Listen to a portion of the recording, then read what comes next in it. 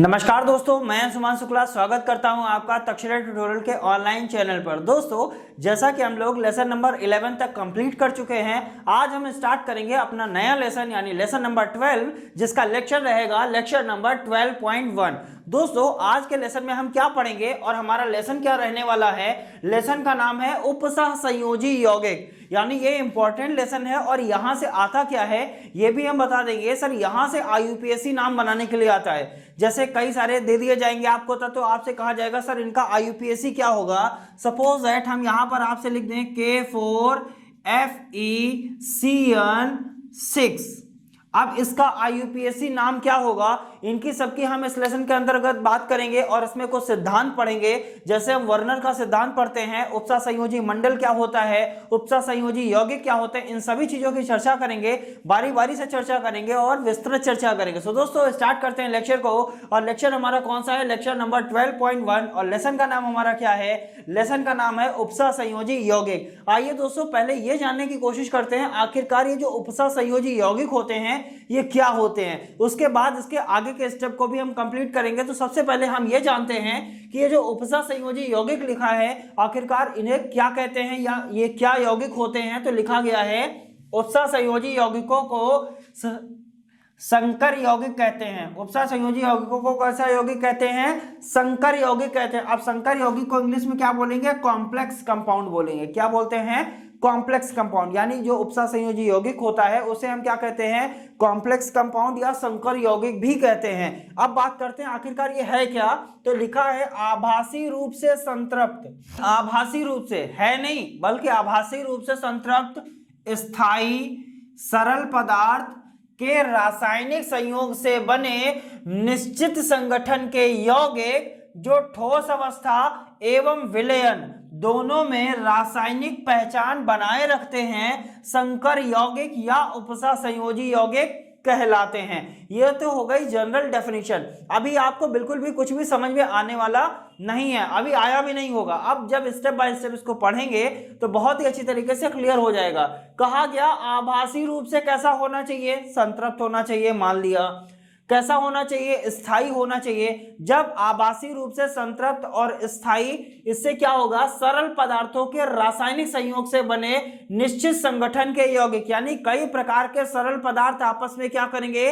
रासायनिक संयोग करेंगे या केमिकल रिएक्शन के द्वारा ये रासायनिक संयोग करके एक यौगिक बनाएंगे। यहां पर क्या बना रहे हैं? रासायनिक संयोग से बने निश्चित संगठन के यौगिक, यानी ये जो यौगिक बनता है इसमें संगठन निश्चित होता है कि कौन सा तत्व कितना मिलाया गया है या कौन सा तत्व इसमें कितना पार्टिसिपेट किया है। तो जो निश्चित संगठन का यौगिक होगा जो क्या होगा? ठोस अवस्था एवं विलयन दोनों में अपनी रासायनिक पहचान बनाए रहेगा, यानी वो अपनी रासायनिक पहचान को बनाए रखता है, बल्कि रासायनिक पहचान को खोता नहीं है, बनाए रखता है। इस प्रकार के यौगिकों को हम क्या कहते हैं? संकर यौगिक या उपसह संयोजी यौगिक कहते हैं। अब किस प्रकार के विलयन में? सर, ठोस अवस्था में भी वो अपनी रासायनिक पहचान बनाए रखता है और विलयन में। इसीलिए यहां पर क्या लिखा गया है? दोनों में। दोनों का मतलब ठोस अवस्था और विलयन दोनों में अपनी रासायनिक पहचान को बनाए रखता है, इसीलिए इसे क्या कहते हैं? संकर यौगिक या उपसह संयोजी यौगिक कहते हैं या कहलाते हैं। सिंपल सी बात है। उपसह संयोजी यौगिक क्या था? सर, उपसह संयोजी यौगिकों को संकर यौगिक कहते हैं, जो क्या होते हैं? ठोस अवस्था और रासायनिक अवस्था में ठोस अवस्था और द्रव अवस्था में क्या करते हैं? अपनी रासायनिक पहचान बनाए रखते हैं, जो पदार्थ के निश्चित संगठन के द्वारा रासायनिक संयोग से बनते हैं, जो कैसे होते हैं? संतृप्त होते हैं और स्थायी होते हैं। क्या कहलाते हैं? उपसह संयोजी यौगिक कहलाते हैं। अब बाय एग्जाम्पल समझेंगे इसको हटा देते हैं यहां से। Ag प्लस KCN यानी सिल्वर है, अर्जेंटेट है, पोटेशियम साइनाइड के साथ क्या कर रहा है? केमिकल रिएक्शन कर रहा है या रासायनिक संयोग कर रहा है। अब इसमें क्या है सर? संगठन निश्चित है। एक सेकेंड, KCN कर लेंगे, ठीक है? नॉर्मल सिल्वर नहीं है बल्कि अर्जेंटेट साइनाइड है या सिल्वर साइनाइड भी समझ सकते हैं। ये KCN के साथ जब रासायनिक संयोग करेगा तो क्या मिलेगा आपको? सर, पोटेशियम Ag और Cn का होल ट्वाइस। Cn कितना लिया गया है सर? 2 बार आपका Cn लिया गया है, होल ट्वाइस में हो गया। सिल्वर 1 टाइम्स था, 1 टाइम्स लिख दिया, K लिख दिया, K लिख दिया, नो प्रॉब्लम। अभी दोस्तों हम इसके बारे में भी बात करेंगे। जो बड़ा सा ब्रैकेट बनाया है ये क्यों बनाया है, इसे क्या कहेंगे? इस पोटेशियम को बाहर रखा है तो इसे क्या कहेंगे, सिल्वर को इसके अंदर रखा है तो इसे क्या कहेंगे, और ये जो छोटे ब्रैकेट के अंदर जो लिखा गया है उसे क्या कहेंगे, और ये जो सफिक्स में यहां पर नंबर लिखा गया है उसे क्या कहेंगे। इन सभी चीजों की बात करेंगे। यानी ये जो बड़ा सा ब्रैकेट बना है इसको हम क्या कहेंगे, पोटेशियम को हमने बाहर क्यों रखा इसको क्या कहेंगे, ये जो सिल्वर बना है इसको हमने यहां पर क्यों रखा इसको क्या कहेंगे, इसकी बात करेंगे। और ये जो आपका छोटा सा ब्रैकेट बनाया गया है इसको क्या कहेंगे, इसकी भी हम बात करेंगे। और ये जो छोटा सा यहां पर नंबर लिखा गया है इसको क्या कहेंगे। इन सभी चीजों की हम बातें करने वाले हैं। यानी यहीं से आपके इस रिएक्शन से ही कितने क्वेश्चंस बन गए, 1 2 3 4 5, यानी 5 क्वेश्चंस को हमको कंप्लीट करना है कि इसको क्या कहेंगे, इसको क्या कहेंगे, इसको क्या कहेंगे, इसको क्या कहेंगे और इसको क्या कहेंगे। अभी तक सिर्फ और सिर्फ आपने ये समझा कि उपसा संयोजी यौगिक या संकर यौगिक क्या होते हैं, क्या कहलाते हैं, इनकी बात करी। और ये जो यौगिक है, ये जो पूरा यौगिक है, इसे ही क्या कहेंगे, उपसा संयोजी यौगिक कहेंगे, क्योंकि उपसा संयोजी यौगिक के बारे में हमने पढ़ लिया। आइए दोस्तों बढ़ते हैं आगे की तरफ, इनको भी समझेंगे, लेकिन इनको समझने से पहले हम एक सिद्धांत की तरफ बढ़ेंगे और सिद्धांत का नाम है उपसा संयोजी यौगिकों का वर्नर का सिद्धांत। यानी वर्नर एक साइंटिस्ट थे, उन्होंने एक अपना प्रिंसिपल दिया था, क्या होता है इनका प्रिंसिपल और इसमें हमको क्या बातें बताई गई थी, इसकी भी हम बात करेंगे। सो दोस्तों पहले इसको हटाते हैं और लिखते हैं उपसा संयोजी यौगिकों का वर्नर का सिद्धांत। सो दोस्तों बात करते हैं हम अपने सिद्धांत की, जहां पर लिखा गया है उपसा संयोजी यौगिकों का वर्नर का सिद्धांत। वर्नर एक साइंटिस्ट थे, इन्होंने अपना एक प्रिंसिपल दिया जिसे हम बोलते हैं उपसा संयोजी यौगिकों का वर्नर का सिद्धांत। क्या बताया गया है इस सिद्धांत में, इसको हमने पॉइंट वाइज लिखा गया है। यहां पर लिखा हुआ पहला पॉइंट, दूसरा पॉइंट और तीसरा पॉइंट और चौथा पॉइंट। चौथे पॉइंट में हमने कुछ चीजें यहां पर भी मेंशन की हुई हैं, इनको समझने की कोशिश करते हैं। सो दोस्तों बढ़ते हैं पहले पॉइंट की तरफ और ये देखते हैं आखिरकार पहले पॉइंट में हमको क्या बताया गया है। लिखा है उपसा संयोजी यौगिकों में केंद्रीय परमाणु या आयन, जिसे हम सेंट्रल एटम और आयन कहते हैं, 2 प्रकार की संयोजकता को प्रदर्शित करता है। अब बात करते हैं सर, इन्होंने ये केंद्रीय परमाणु की बात करी, क्या कहा, जो उपसा संयोजी यौगिक होते हैं उनमें जो केंद्रीय परमाणु होता है, या हम उसको क्या कह सकते हैं, केंद्रीय आयन कह सकते हैं। अब केंद्र को क्या बोलते हैं, सेंट्रल बोलते हैं, परमाणु को एटम बोलते हैं, या को और बोलते हैं, आयन को आयन बोलते हैं। यानी ये इसका हिंदी वर्जन है, ये इसका इंग्लिश वर्जन है, नो प्रॉब्लम।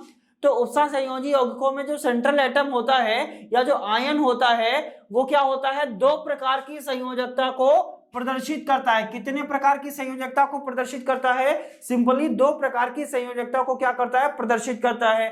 कौन कौन सी संयोजकता, प्राथमिक संयोजकता और द्वितीयक संयोजकता। अब हम बात करेंगे प्राथमिक संयोजकता की, फिर हम बात करेंगे द्वितीयक संयोजकता की। लेकिन अभी तक आपने ये समझा सर जो सेंट्रल एटम होता है, अब सिंपल सी बात है सर, सेंट्रल एटम होता कौन सा है, तो यहां पर जब हम एक ब्रैकेट बनाते हैं, ब्रैकेट के बाद एक छोटा ब्रैकेट बनाते हैं, ठीक है, तो छोटे ब्रैकेट के पहले जो भी परमाणु लिखा होता है या जो भी धातु होती है, जो भी आयन होता है, उसे ही बोलते हैं सेंट्रल एटम। क्या बोलते हैं, सेंट्रल एटम। यानी छोटे ब्रैकेट के पहले जो लिखा होता है वही क्या कहलाता है, सेंट्रल एटम।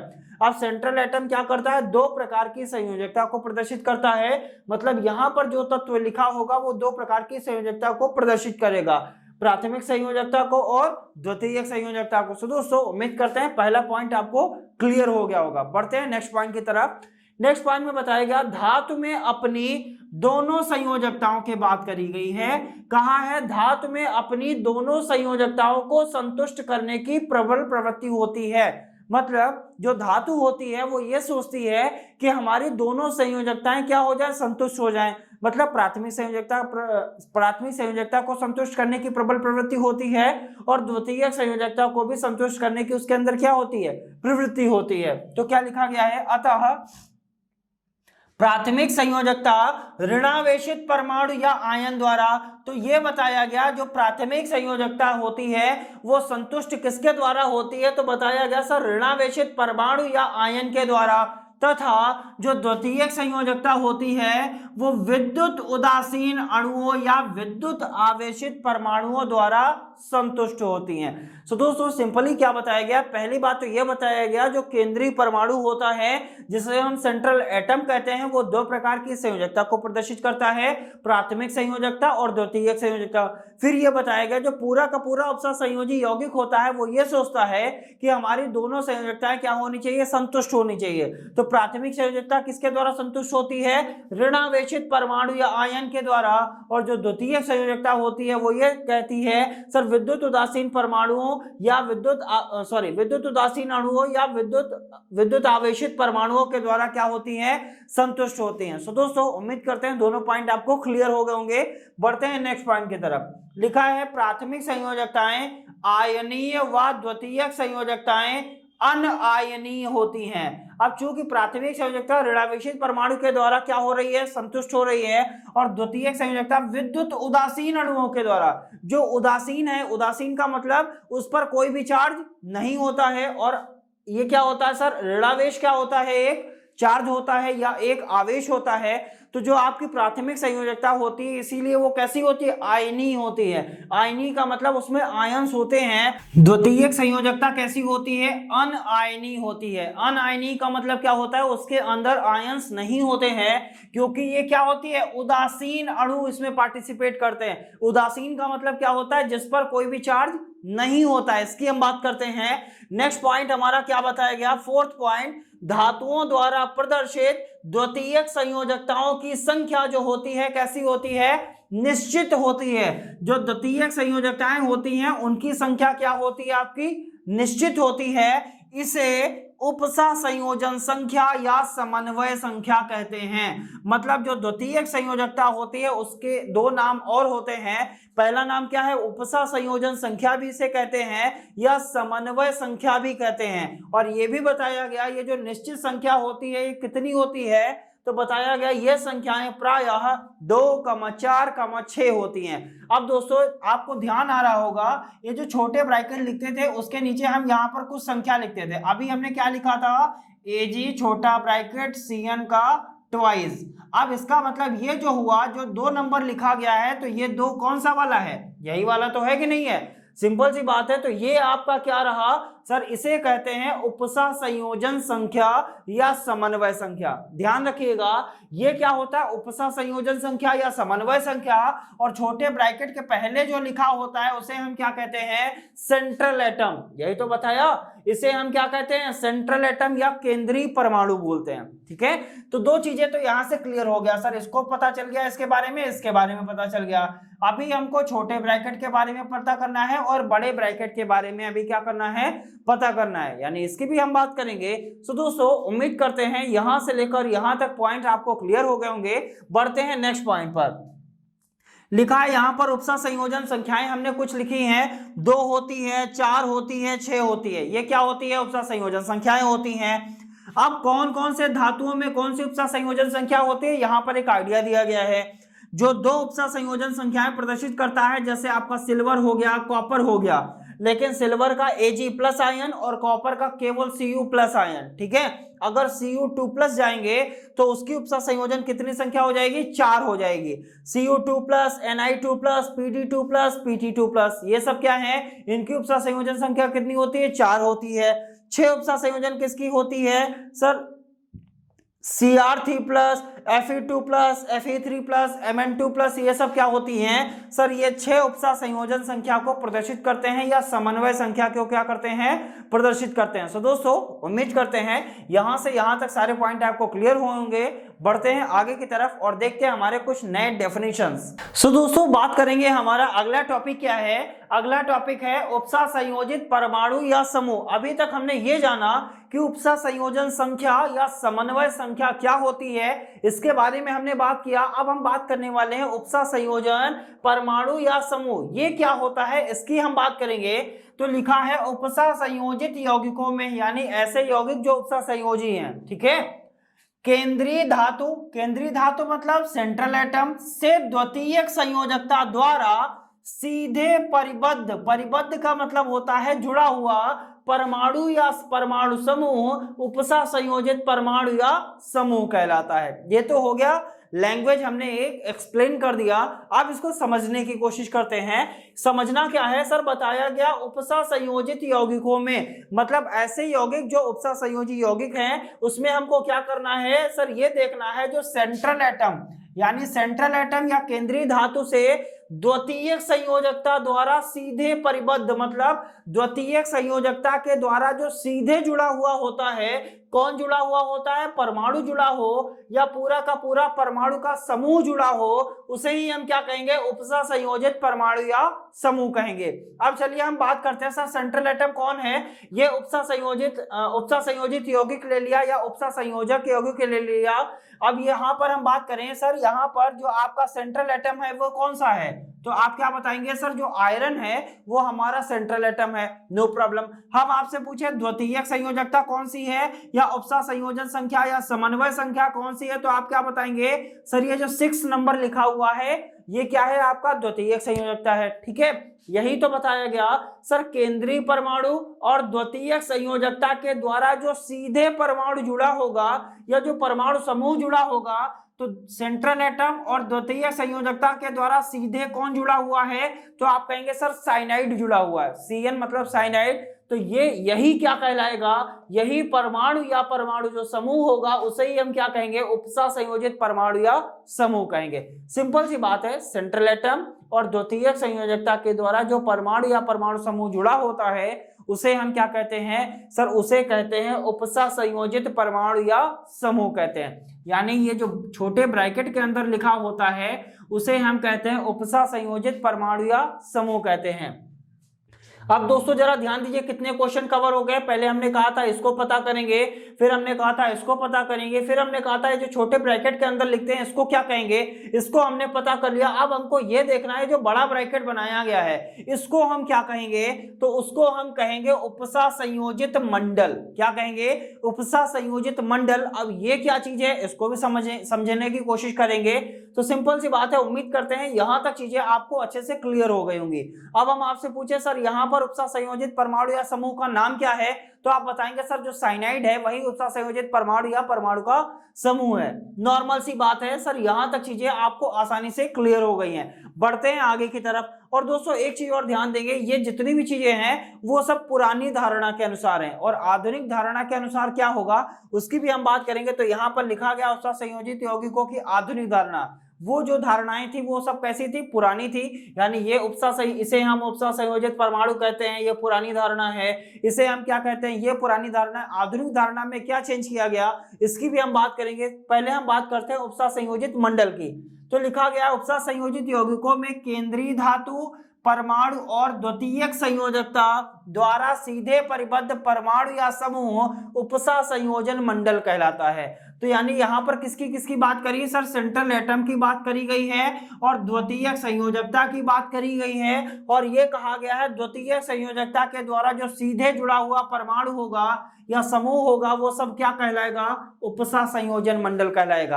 अब जरा तीनों चीजें देखिए कहां पर आ रही हैं। केंद्रीय परमाणु कहां है, ब्रैकेट के अंदर है, नो प्रॉब्लम। ठीक है, द्वितीयक संयोजकता कहां है, ब्रैकेट के अंदर है, नो प्रॉब्लम। और द्वितीयक संयोजकता के द्वारा सीधे कौन सा परमाणु या परमाणु समूह जुड़ा है, CN जुड़ा है, ब्रैकेट के अंदर है, कोई दिक्कत नहीं है। यही सब क्या कहलाता है, उपसा संयोजन मंडल कहलाता है। इसका मतलब ये जो बड़े ब्रैकेट के अंदर जो भी कुछ लिखा गया है ये सब क्या है, उपसा संयोजन मंडल के अंतर्गत आता है। सो दोस्तों उम्मीद करते हैं छोटा ब्रैकेट, बड़ा ब्रैकेट, यहाँ पर नंबर, ये जो लिखा हुआ है ये सारी चीजें आपको क्लियर हो गई होंगी। अब दोस्तों ये हुआ क्या, हमने यहाँ पर पोटेशियम को बाहर लिखा, क्यों लिखा, तो जो चीजें उपसा संयोजन मंडल के बाहर होती हैं उन्हें हम बाहर की तरफ लिखते हैं। मतलब उपसा संयोजन मंडल के अंतर्गत कौन कौन चीजें आती हैं सर, केंद्रीय परमाणु आता है, द्वितीयक संयोजकता आती है और द्वितीयक संयोजकता से जो जुड़ा हुआ परमाणु या परमाणु समूह होता है वो उपसा संयोजन मंडल के अंतर्गत आता है। जो इससे बाहर होता है उसे हम बड़े ब्रैकेट के बाहर लिखते हैं। मतलब सेंट्रल एटम आयरन था, उपसा संयोजन परमाणु या परमाणु समूह हमारा साइनाइड हो गया और द्वितीयक संयोजकता हमारी 6 हो गई। इस तरीके से हमने ये देखा क्या उपसा संयोजित मंडल के अंतर्गत आएगा, क्या इसके बाहर जाएगा। सो दोस्तों उम्मीद करते हैं आपको ये दोनों टॉपिक अच्छे से क्लियर हो गए होंगे। बढ़ते हैं हमारी आधुनिक धारणा की तरफ, यानी जो आधुनिक धारणा है इसमें हमें क्या बताया गया, इसकी हम बात करते हैं। तो लिखा गया है उपसा संयोजी यौगिकों की आधुनिक धारणा। क्या है ये आधुनिक धारणा? तो बताया गया जब लुईस बेस, यहां बात किया गया लुईस बेस और लुईस क्षार के बारे में। अब बेस का भी पता है आपको और क्षार का भी पता है, और हमने यहां पर लिख भी दिया है। क्या लिखा है? जब लुईस बेस किसे कहते हैं? जो इलेक्ट्रॉन युग्म दाता होता है। इलेक्ट्रॉन युग्म दाता बोला यानी देने वाला, ठीक है, डोनर जिसको बोलते हैं। जो इलेक्ट्रॉन युग्म को देता है वो क्या कहलाता है? लुईस बेस कहलाता है। और जो इलेक्ट्रॉन युग्म को ग्रहण करता है वो क्या कहलाता है? लुईस क्षार कहलाता है, सॉरी लुईस अम्ल कहलाता है। क्या कहलाएगा? लुईस अम्ल कहलाएगा। बेस को ही क्षार बोलते हैं, बेस को क्या बोलते हैं? क्षार बोलते हैं, ठीक है, नो प्रॉब्लम। सिंपल सी बात है, जो इलेक्ट्रॉन युग्म को देगा वो लुईस बेस कहलाएगा या लुईस क्षार कहलाएगा। जो इलेक्ट्रॉन युग्म को ग्रहण करेगा वो क्या कहलाएगा? इलेक्ट्रॉन युग्म ग्राही कहलाएगा या लुईस अम्ल कहलाएगा। अब आधुनिक धारणा में बताया गया जब लुईस बेस मतलब इलेक्ट्रॉन युग्म देने वाला क्या कहलाएगा? लिगैंड कहलाएगा, LIGAND। ये ध्यान रखिएगा, इसे बोलते हैं लिगैंड बोलते हैं, ठीक है। तो लिगैंड जो होता है या जो इलेक्ट्रॉन युग्म दाता होता है, एक लुईस अम्ल यानी इलेक्ट्रॉन युग्म ग्राही से एकाकी इलेक्ट्रॉन युग्म द्वारा परिबद्ध होता है। यानी एकाकी इलेक्ट्रॉन युग्म के द्वारा क्या होता है? परिबद्ध होता है, मतलब जुड़ता है। एकाकी इलेक्ट्रॉन युग्म का मतलब एक इलेक्ट्रॉन युग्म के द्वारा क्या होता है? जुड़ता है। उसे ही क्या कहते हैं? उपसा संयोजी यौगिक कहते हैं या संकर यौगिक कहते हैं। आधुनिक जो परिभाषा है उपसा संयोजी यौगिक या संकर की, तो उसमें आपको क्या लिखना पड़ेगा? ये वाली परिभाषा। अगर आधुनिक आती है तो, पुरानी आती है तो वही लिखेंगे, कोई दिक्कत नहीं है इसमें। सिंपल सी बात है, उपसा संयोजी यौगिकों की आधुनिक धारणा क्या थी? जब लुईस बेस मतलब जो इलेक्ट्रॉन युग्म देने वाला है वो इलेक्ट्रॉन युग्म लेने वाले से अगर एक इलेक्ट्रॉन युग्म के द्वारा वो जुड़ा हुआ है तो इसे ही क्या कहेंगे सर? उपसा संयोजी यौगिक या संकर यौगिक कहते हैं। अब समझते हैं इसको जरा। यहां लिखा है Cu2+, नो प्रॉब्लम। यहां लिखा है 4 times of NH3। 4 time NH3 का मतलब यहां पर दिखाया गया है N के पास 2 इलेक्ट्रॉन ज्यादा है या एक इलेक्ट्रॉन युग्म है कि नहीं है। इसे ही क्या कहेंगे? एकाकी इलेक्ट्रॉन युग्म कहेंगे। यानी एक NH3 के पास एकाकी इलेक्ट्रॉन युग्म, और 4 NH3 है तो 4 प्रकार के आपके एकाकी इलेक्ट्रॉन युग्म हो गए। अब इसके पास है तो इसका मतलब ये क्या करेगा? ये दान देगा कि नहीं देगा? किसको देगा सर? ये देगा कॉपर को। और आपने फर्स्ट ईयर में पढ़ा होगा जब उपसा संयोजी यौगिक का जब हम पढ़ते थे तो वहां पर हम बनाते थे कोऑर्डिनेशन कंपाउंड वाले में चैप्टर में बनाते क्या थे? कोऑर्डिनेशन बॉन्ड बनाते थे। क्या बनाते थे? उपसा संयोजी बंध बनाते थे। वैद्य संयोजी बंध, सहसंयोजी बंध, उपसा संयोजी बंध पढ़े होंगे आपने। तो उपसा संयोजी बंध कब बनाते थे? जब पूरा का पूरा इलेक्ट्रॉन युग्म कोई क्या करता था? दान दे देता था, ठीक है। पूरा का पूरा इलेक्ट्रॉन युग्म क्या करता था? साझा करता था, तभी हम वहां पर क्या बनाते थे? उपसा संयोजी बंध बनाते थे। अब ये अपना इलेक्ट्रॉन युग्म जो है वो कॉपर के साथ क्या करेगा? साझा करेगा। तो यहां पर जो NH3 है ये अपने 2 इलेक्ट्रॉन युग्मों को कॉपर के साथ साझा करेगा। इसका मतलब ये इलेक्ट्रॉन को इसको क्या कर रहा है? दे रहा है। तो दाता के जो देता है उसका एरो इस तरीके से बनाते हैं और जो ले रहा है वहां पर एरो का सिरा रखते हैं। तो यहां से NH3 देगा, यहां से NH3 देगा, यहां से देगा, यहां से देगा, यानी 4 प्रकार के यहां पर उपसा संयोजी बंध बन गए। और कॉपर के ऊपर क्या था? 2+ था, 2+ बना दिया। अब इसे ही क्या कहेंगे? लिगैंड कहेंगे। अब लिगैंड क्या है? यही तो इलेक्ट्रॉन युग्म दाता है, यही तो इलेक्ट्रॉन युग्म को दे रहा है। लिगैंड क्या कहलाते हैं? जो इलेक्ट्रॉन युग्म को देते हैं क्या कहलाते हैं? लिगैंड कहलाते हैं। सो दोस्तों उम्मीद करते हैं यहां से यहां तक चीजें आपको अच्छी तरीके से क्लियर हुई होंगी। जैसा कि सभी को पता रहता है जितनी भी चीजें हम यहाँ पर डिस्कस करते हैं उन सभी चीजों के आपको हैंड रिटेन नोट्स मिल जाते हैं। और वो हैंड रिटेन नोट्स आपको कहाँ मिलते हैं? डिस्क्रिप्शन बॉक्स में नीचे लिंक दिया जाता है, लिंक पर जाते हैं, क्लिक करते हैं, PDF को डाउनलोड करते हैं और नोट से पढ़ाई जरूर करते हैं। तो दोस्तों बढ़ते हैं आगे की तरफ और लिगेंड के बारे में कुछ और जानेंगे, इंटरेस्टिंग फैक्ट जानेंगे, लिगेंड कितने प्रकार के होते हैं इनकी भी हम बात करेंगे। तो दोस्तों बढ़ते हैं आगे और देखते हैं लिगेंड के बारे में। तो दोस्तों बात करते हैं हमारे नेक्स्ट टॉपिक यानी लिगेंड के बारे में। क्या होता है लिगेंड? अभी हमने बताया वही परिभाषा रहेगी, लिगेंड कितने प्रकार का होता है इसकी हम बात करेंगे। सो दोस्तों पहले हम ये समझने की बात करते हैं कि लिगेंड आखिरकार क्या होते हैं। लिखा है उपसा संयोजन यौगिकों में केंद्रीय धातु परमाणु द्वारा एकाकी इलेक्ट्रॉन युग्मों द्वारा सीधे परिबद्ध परमाणु या समूह लिगेंड कहलाता है। सिंपल सी बात है, उपसा संयोजी यौगिक होना चाहिए, उसमें क्या होगा, केंद्रीय धातु या परमाणु के द्वारा क्या होगा, एकाकी इलेक्ट्रॉन युग्म के द्वारा एक परमाणु जुड़ा होगा या परमाणु का समूह जुड़ा होगा। यही तो बताया था सर, एक बड़ा सा ब्रैकेट होगा, उसके अंदर केंद्रीय परमाणु होगा, उसके द्वारा क्या जुड़ा हुआ होगा, एक परमाणु या परमाणु समूह जुड़ा हुआ होगा, उसे ही क्या कहेंगे, लिगेंड कहेंगे। और किसके द्वारा जुड़ा हुआ होगा, एकाकी इलेक्ट्रॉन युग्म यानी एक इलेक्ट्रॉन युग्म के द्वारा जुड़ा हुआ होगा, क्या कहलाएगा, लिगेंड कहलाएगा। अब बात करते हैं सर लिगेंड में क्या होता है। लिगेंड विद्युत उदासीन परमाणु या ऋणावेशित इलेक्ट्रॉन युग्मदाता या लुईस बेस होते हैं, यानी इसके तीन नाम आप बोल सकते हैं। लिगेंड जो होता है विद्युत उदासीन परमाणु होता है या ऋणावेशित इलेक्ट्रॉन युग्मदाता होता है। सिंपल सी बात है, ये इलेक्ट्रॉन युग्म का क्या करेगा, दान करेगा, या इसे हम क्या कहते हैं, लुईस बेस कहते हैं। अब लुईस बेस इसको क्यों बोला, क्योंकि ये इलेक्ट्रॉन युग्म का क्या करता है, दान करता है। अब बात करते हैं सर लिगेंड के प्रकार। आखिरकार जो लिगेंड होते हैं वो कितने प्रकार के होते हैं, तो बताया गया सर लिगेंड जो होते हैं वो आपके तीन प्रकार के होते हैं। या तो एक दंती लिगेंड होगा, या द्विदंती लिगेंड होगा, या बहुदंती लिगेंड होगा। एक दंती को बोलते हैं मोनोडेंटेट लिगेंड, द्विदंती को बोलते हैं बाइडेंटेट लिगेंड, और बहुदंती को बोलते हैं पॉलीडेंटेट लिगेंड। आइए दोस्तों जानते हैं पहले एक दंती लिगेंड क्या होता है, द्विदंती लिगेंड क्या होता है, और बहुदंती लिगेंड आखिरकार क्या होता है। तो दोस्तों यहाँ पर लिखा गया वह इलेक्ट्रॉन युग्मदाता, यानी लिगेंड है क्या, इलेक्ट्रॉन युग्मदाता है। सिंपल सी बात है, लिगेंड क्या है आपका, इलेक्ट्रॉन युग्मदाता है, जो क्या करेगा, इलेक्ट्रॉन युग्म का दान करेगा और उपसा संयोजी बंध बनाएगा। तो बताया गया वह इलेक्ट्रॉन युग्मदाता जो धातु आयन के साथ एक उपसा संयोजी बंध बना सकता है, क्या कहलाएगा, एक दंती लिगेंड। क्या कहलाएगा, एक दंती लिगेंड। सिंपल सी बात है, ये इलेक्ट्रॉन युग्म का दान करेगा, दान करने से अगर वो एक उपसा संयोजी बंध बना रहा है तो क्या कहलाएगा, एक दंती लिगेंड। जो धातु आयन के साथ दो उपसा संयोजी बंध बना सकता है, क्या कहलाएगा, द्विदंती लिगेंड। बहुदंती क्या होंगे, जो धातु आयन के साथ तीन उपसा संयोजी बंध बना सकता है, क्या कहलाएगा, त्रिदंती लिगेंड कहलाएगा।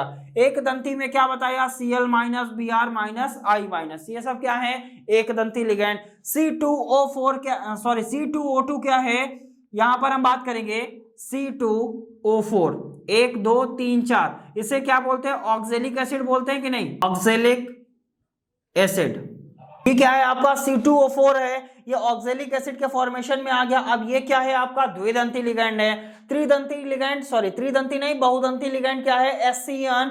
ये M क्या है, किसी धातु आयन के साथ जुड़ा हुआ होगा, SCN भी बना सकता है, या SCN यानी N वाला क्या कर सकता है, अपना इलेक्ट्रॉन दे सकता है, या S वाला क्या कर सकता है, किसी धातु को अपना इलेक्ट्रॉन दे सकता है और क्या बना सकता है, उपसा संयोजी बंध बना सकता है। सिंपल सी बात है, लिगेंड इलेक्ट्रॉन युग्मदाता होते हैं, इलेक्ट्रॉन युग्म देने से इनको लुईस बेस कहते हैं। ये तीन प्रकार के होते हैं, एक दंती, द्विदंती और बहुदंती। अगर एक उपसा संयोजी बंध बनाएगा तो एक दंती, द्वि उपसा संयोजी बंध बनाएगा तो द्विदंती, अगर तीन उपसा संयोजी बंध बनाएगा तो बहुदंती लिगेंड कहलाएगा। सो दोस्तों यहाँ इंपॉर्टेंट क्या है, वर्नर का सिद्धांत इंपॉर्टेंट है, उसके बाद हम IUPAC सिखाएंगे, वो इंपॉर्टेंट रहेगा। सो दोस्तों आज के लेक्चर में इतना ही, मिलेंगे नेक्स्ट लेक्चर में, तब तक के लिए बहुत बहुत धन्यवाद।